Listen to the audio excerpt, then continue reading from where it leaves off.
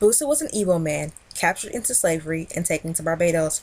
Bussa worked as a ranger on the Bailey Plantation, which was owned by Reverend Alexander Scott, who resided in England.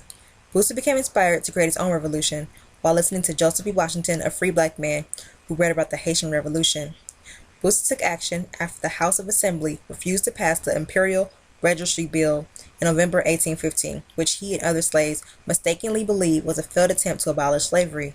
In actuality, the bill had only attempted to register slaves.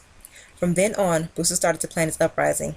Bussa took advantage of his privileges to arrange dances where they utilized dances as a form of communication. He was not the only person to help. Joseph E. Washington Franklin used his ability to travel freely to inform others about the revolt. There were many slaves who lived on the Bailey Plantation that took part in the revolution. They were King Wiltshire, Dick Bailey, and three men named Johnny. There was also an older woman named Nanny Grigg, who lived on the Harold Plantation, and a driver of Creole descent named Jackie, who worked on the Simmons Plantation. They had planned to use smoke signals to alert other slaves in Christchurch, St. George, and St. Philip. The rebellion started April 14, 1816 on Easter Sunday, and the first plantation to be hit was Lauders. After the revolt broke out, the Barbadian government sent black troops to subdue the 400 fighters of African descent. Consequently, 40 slave rebels were killed by the black troops.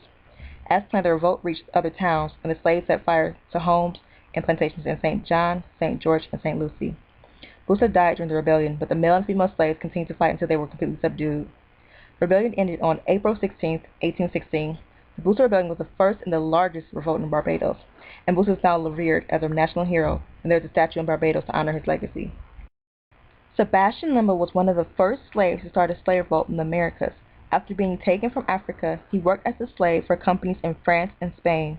He was eventually taken to Santo Domingo, where he became a Maroon, who carried out raids on Spanish plantations and liberated Africans.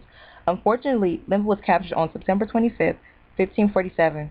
He is believed to have died around 1547 or 1548, and due to his bravery, there is a statue in his honor.